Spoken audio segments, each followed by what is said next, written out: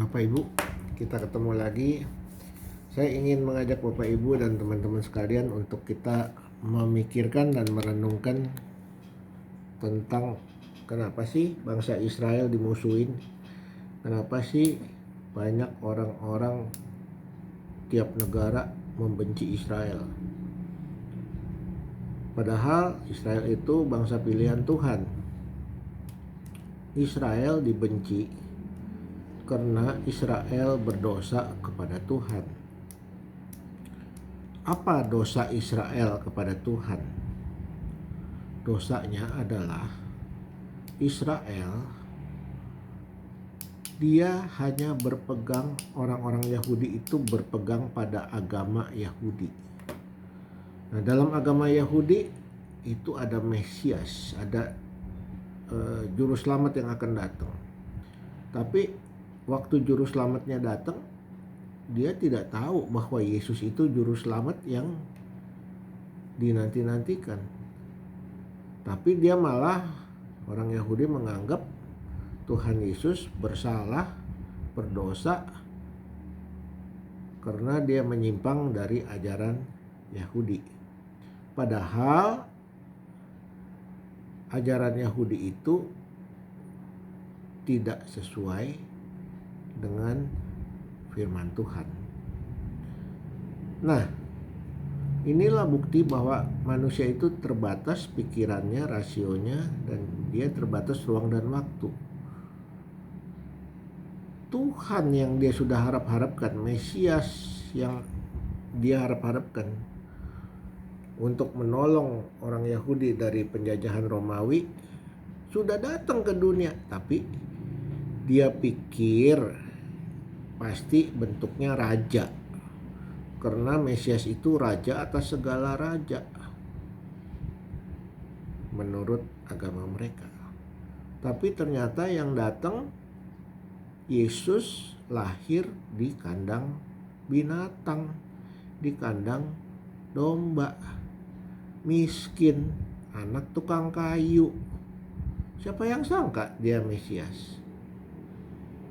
Sehingga waktu Tuhan Yesus mengajarkan tentang kitab Yesaya, Tuhan Yesus mengatakan ayat ini sudah digenapi karena Mesias sudah datang.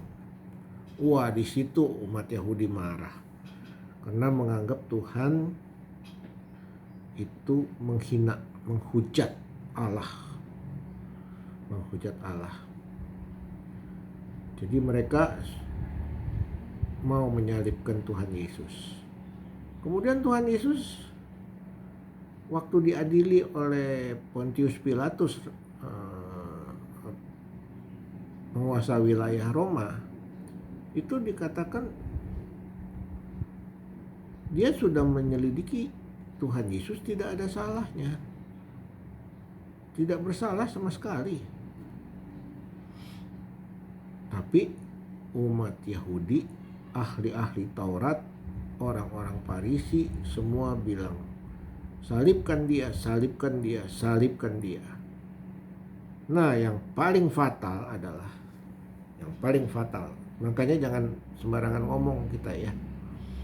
Yang paling fatal mereka bilang, biar anak cucu kami yang menanggung darahnya, darah Tuhan Yesus. Salibkan dia, biar anak cucu kami yang menanggung darahnya. Jadi dengan ucapan itu sampai sekarang terbukti bangsa Israel itu hidupnya sengsara terus, diserang sana sini, terus saja dihantam dari mana-mana. Dari Hitler dibunuh-bunuhin, ya, dimusuhin sama negara-negara Arab. Wah, pokoknya banyak masalah di Israel. Tapi kita lihat, karena dia adalah bangsa pilihan Tuhan juga, Tuhan tidak membatalkan pilihannya. Dia tetap bangsa pilihan Tuhan.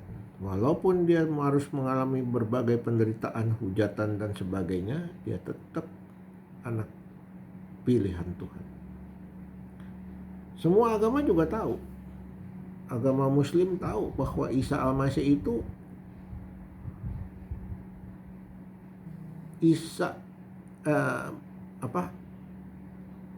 umat Israel itu adalah bangsa pilihan Tuhan. Agama Kristen juga tahu, agama Katolik juga tahu bahwa Israel itu bangsa pilihan Tuhan, dan mereka mengakui. Nah, ini buktinya Amerika juga tunduk sama dia. Semua ahli-ahli yang paling jago dari Israel, semua orang-orang kaya yang paling kaya di dunia dari Israel, semua ahli-ahli IT, ahli alat-alat perang, semua dari Israel. Bahkan Rusia minta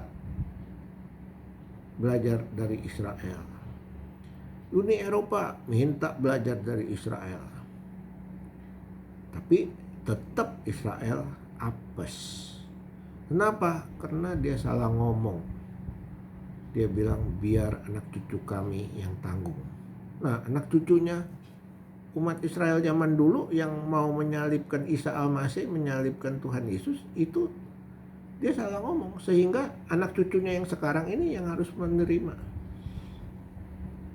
hukuman, sehingga sengsara terus, banyak masalah terus.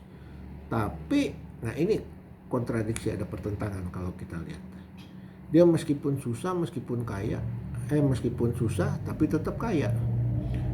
Meskipun digencet, ditekan, diserang, dia tetap paling pintar. Karena seluruh dunia ikut belajar tentang teknologinya Israel. Nah, ini bukti bahwa Israel tetap pilihan Tuhan. Karena itu,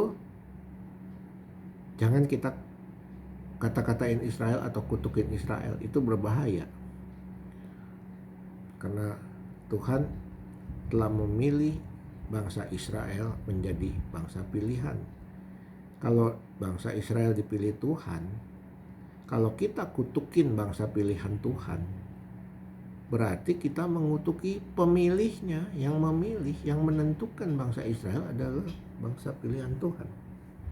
Jadi kita hati-hati Bapak Ibu, jangan sampai karmanya menimpa kita.